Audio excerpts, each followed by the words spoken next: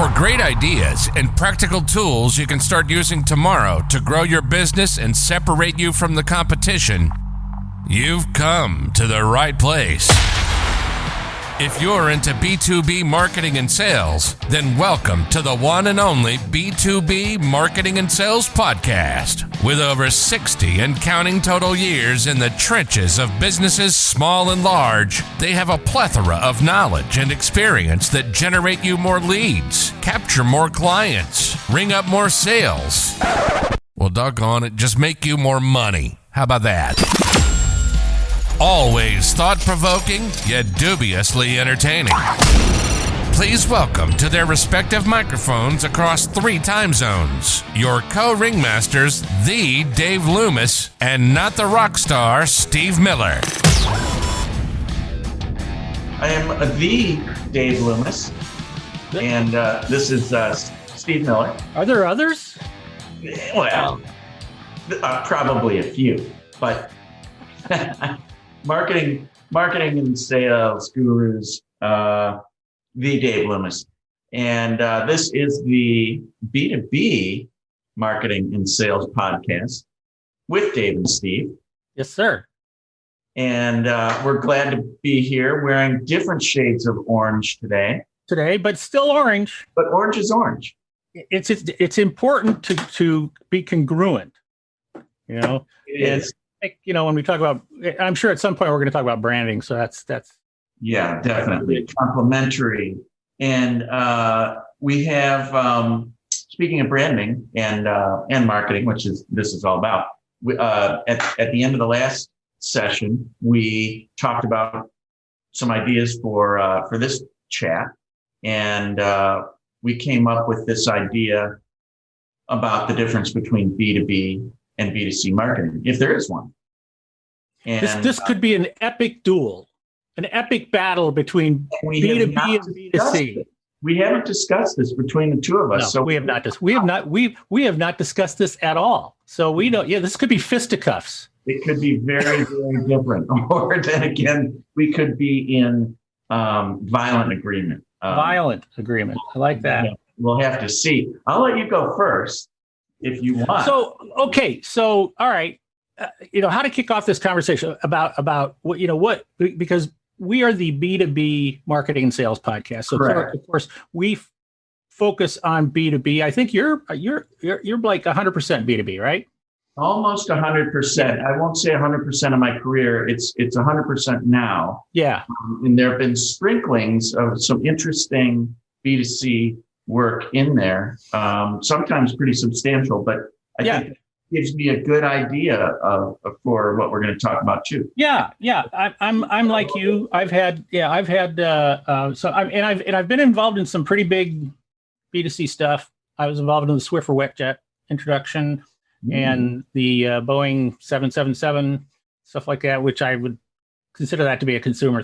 It was a consumer product. That's what we were launching. It was a consumer product. So anyway, and different stuff and Nordstrom. Of course, I've worked with Nordstrom. But I would say that my love is B2B, and that right now I am probably at the moment 100% B2B. So I think that one of the things, and this is a question I often get from my clients, because I will use. When I'm consulting for my clients and when I'm trying to get them to think in terms of branding experiences, branding promises, target marketing, things like that, I will often use B2C examples. Right. Because for a couple of reasons. One is that there really aren't very many great B2B examples out there. I know your clients are great. I know my clients are great. And almost by definition, they're a little bit hidden. So it's harder for people to relate to them because they're not as public. They might be known within like a little niche circle, but then, they don't come off as well as, Yeah, that was my second point was the fact that most of us in the B2B world, we're niched. We're segmented. Somebody might be in manufacturing, somebody might be in food, somebody might be in medical or aerospace or something like that, and we don't know about the other areas. We don't run around, in the other worlds. So Right. so like you say, they're kind of hidden, which kind of behooves us as marketers to do the best we can, obviously, when we're talking to people, to find out good examples. But when I am looking for examples, I find B2C to be some pretty fascinating examples of good and bad, which is what I'm always looking for both. Sure. Yeah, absolutely. So would you say that there's a big difference between B2C and B2B Oops, marketing? you're frozen. Oh, no. Oh, there you are. You're back again. So, Okay. so would you say what? Would I say what? Would you say there's a big difference between B2B and B2C marketing? I think certainly there are significant differences, but they're not big enough that you can't use them both directions. Okay. Mm-hmm. I mean, like when we say B2C, we're talking about to an end user, a consumer is who we're talking about. Correct. So if we want to target market, then the idea of having an avatar, for example, is a very good idea. You want to know specifically who your target market is. So you can have an avatar, and that avatar can be a person. So like when I was working with Nordstrom, and this was really the very first time I ever even heard of such a thing. They did not use the term avatar. They just said their ideal customer, whose name was Barbara. Right. And so a persona.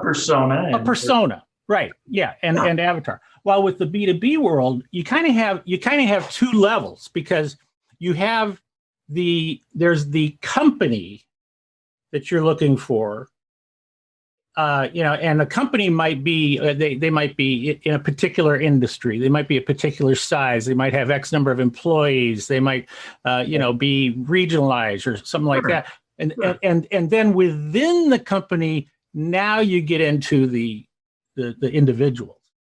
Right. And those individuals can also have personas in the B2B world. In fact, I have created sort of pretend LinkedIn profiles for made up people.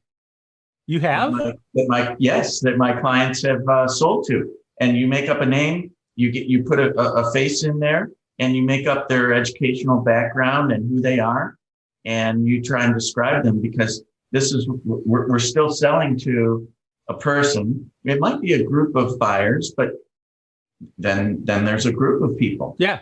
Yeah. And that's where I say, like, the company itself becomes the kind of the top. So like with ABM, account-based management, or account-based marketing. I prefer to call it marketing. You're targeting the company, okay, and you're identifying the company. True, and then you're identifying the individuals within that company that you want to actually reach. Then you drill down and you reach them, and at that point, you certainly want to develop a persona or avatar, whatever word you want to use, for that person. Because I also think that, and you tell me if you think this makes any sense.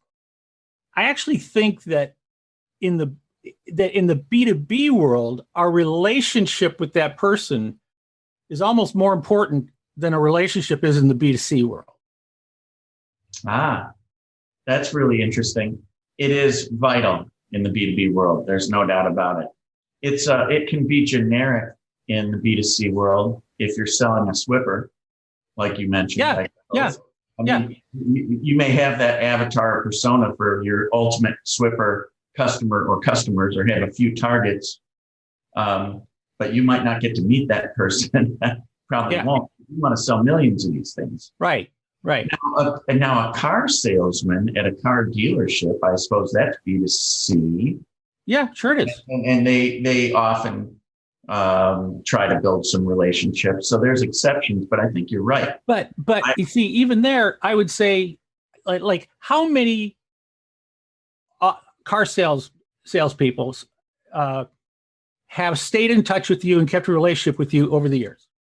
Maybe one or two, but it's very rare, and they really don't remember me because they try and sell a car a day. Yeah. So so to me, it's not a relationship. You know, Right. they kind of pigeonhole us. When we're in the dealership, we're their best friend. Right. You know, when we're inside the walls of the dealership and they're trying to sell us, we are their best friend. They're like, oh, tell me about your family, blah blah blah blah blah. You know, and then nothing. Ghosted. You're ghosted the next day, and I feel so slighted. So I have another question for you. So, do you think that the buying process and the buying decision in a B2B company is always rational, or at least more rational than it is for, say, a B2C transaction, which one could often describe as impulsive or more emotional? What do you think about that difference? I don't think it's more rational. I think I think B2B is a classic example of buying on emotion and justifying with logic. I love what you're saying, because I have come in contact with people before who are absolutely 100% convinced that B2B buyers are rational. And having been through that process with myself and with customers many times, I've got to agree. People still buy from people that they like.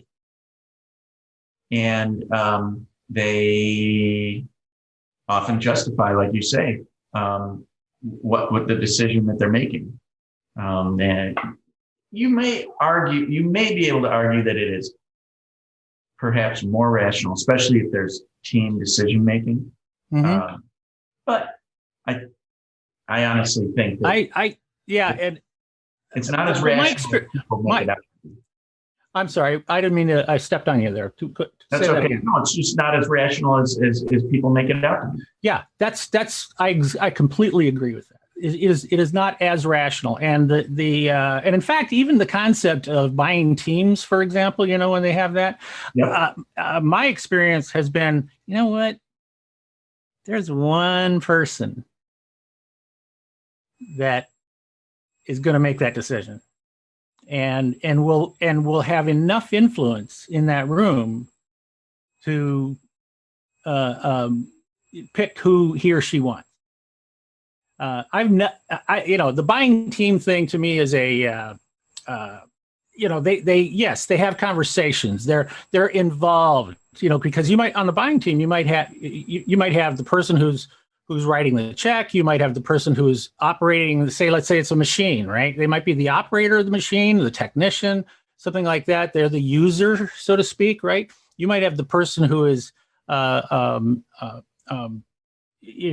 project it's part of, right? Yep. You might have that person, but ultimately you also have a person who is the decision maker, right? And that's who I always look for, that person. Right. I think a lot of people think that B2C is so different than B2B because they think of the extremes in their head. And they jump to something like a candy bar, which is, food on a grocery shelf. And they think about advertising. So they think about, well, it's a Snickers and, that's sold. And then I see TV ads, on sports games for Snickers, or I see it on social media or something on Facebook. And, B2B, people are buying machines and dirty stuff, things like that. And they don't make decisions, and they certainly don't advertise. But when I was thinking about it, I was, and I'm thinking about what my current clients are doing in B2B. They're not selling candy bars, but they're actually doing digital advertising. They're doing lead gen. They're advertising or putting content on LinkedIn to try to, attract people. They're nurturing. They're going through these. I kind of wrote out these steps of. They're still going through, research. It's not consumer research in the same way, but even if they're selling machines, my customers do research with the operators of those machines. Mm-hmm. Yeah, absolutely. That's a consumer of that. They're going through product development. The Snickers people have R&D, and they do trials of different ideas. They do promotion and advertising, obviously, which is what people think of. But, and then branding, I get to branding and I think, I love some consumer brands because they tend to, really good ones tend to also have like a lifestyle associated with it that you want to aspire to and you feel some emotional pull. Mm-hmm. But then I thought about Caterpillar. They make heavy machinery that I guarantee, you can't just go out and buy one of these backhoes as an individual, like living at your house. You have to go, you go through a dealer. It's a B2B. Sure. So, yeah.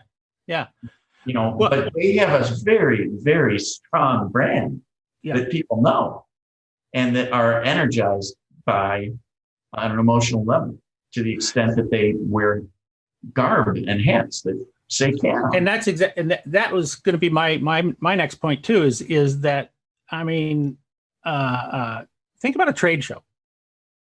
Like if you go to a big trade show, you're going to see putting contests, spin the wheel. You're going to see maybe some booth babes. You're going to see all this stuff that really have nothing to do with what you would say is like that traditional B2B type of approach of marketing. These are very these things are being done to entice the individual, right? And so and much more on the individual level, the personal type of approach to attract their attention at a trade show. And also, I tell my clients all the time, hey, the people you're trying to sell to in the B2B world, they go to movies. They have midlife crisis. They have children and grandchildren. They go shopping for clothes. They all do that. You're still people selling to people. To me, that's ultimately what it's all about. That's true. And then let's take it a step further to the, digital age now and to e-commerce, because, depending on whatever the price of this item is that somebody's buying on a B2B basis, especially if it's a repeat buy and they want to make it easy, smart companies right now are making that available via e-commerce, and don't you think that person who's buying it in between on their lunch break or maybe while during their business day, but definitely night and weekends, they're buying stuff from Amazon and shoes for their dog and you name it. And those are like becoming flawless, easy, simple transactions. What if your B2B e-commerce site took 3 or 4 times as long, was clunky, reminded somebody of something from, the late 90s? What if? Well, they would judge it against the Amazon site that it's on. That's right. Yeah, because we're used to the seamless workings of Amazon. And also an interesting thing about that is that, Amazon sells to both sides, business to business and business to consumer. Yes. Right. So you might be at the office and you go on Amazon. Right. And then you go home and you go on Amazon. It's the same experience. Yes. Yes. It's the same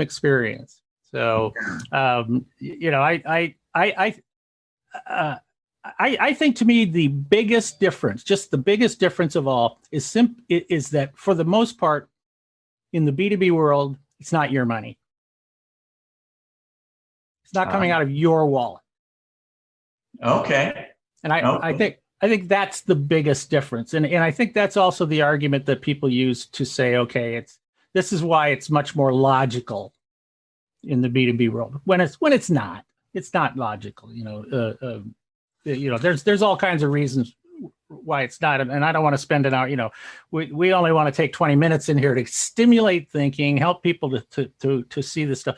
If you're not, in my book, if you're not studying if you're a marketer and you want to market your business, you want to brand your business, you want to sell or anything like that, you want to look everywhere for ideas on how to be a better marketer. You want to look everywhere, including the B2C world. Absolutely. Absolutely. People who know me know that I can't really stop talking about Yeti, just because if you buy something from Yeti, and it doesn't even have to be one of their, expensive coolers or anything like that. Just go buy a mug from Yeti, just as an experiment. Anybody who's listening, do that. And then sign up for their emails and just go through the experience of buying something and see what happens and see the communications that you get and see the lifestyle that you just almost can't resist wanting to lead because you bought this product, and the quality of it, and all the pieces of the branding that go with it. And I keep saying to a lot of my B2B clients to do this, and that we should be trying to mimic this kind of communication and this kind of experience. And back to what we said last time, that a brand is a promise of an experience. And, there are some consumer companies that do it so well. Yeah. Yeah. So, I think we're about out of time here. I hope we're helping to make you think a little bit right now. Of course, we if you got comments, please give us comments, give us likes. Yes. It's too bad you can't pick which one of us you want like the best, but oh well, we'll work on that in the future. Well, we're complementary. We both wear orange, so we both wear. You know what? You cannot go wrong when you're wearing orange. Orange is the color of life. Correct. I don't know. So I know. So we're gonna cut this one off and then come back again in our next episode. Did you have another topic, or did you want me to? Oh, throw something out. I think that an interesting topic would just be to answer the question, what is a brand? I love it. What is a brand? And what is a brand? So that's what we're going to talk about next time. And we didn't have too many fisticuffs today. We really didn't. But it was a healthy conversation back and forth, and hopefully we did get some juices flowing with people. And if you disagree, let us know. Yeah, this is fun. Let Dave know. Okay. And then I'll blame it on Steve. I have a very fragile macho male speaker consultant ego. So okay, I don't believe that. So all right, bud. Okay. See you next time. We'll see you next time. Bye, everybody. Bye. Thank you for listening to another episode of the one and only B2B Marketing and Sales Podcast, the source for B2B marketing and sales insight. If you enjoyed the podcast, please be sure to subscribe and leave these old guys a 5-star rating. Check the show notes for any links and contact information. You can always contact us by going to b2bmarketingsalespodcast.com. Thank you, and keep on marketing, keep on selling.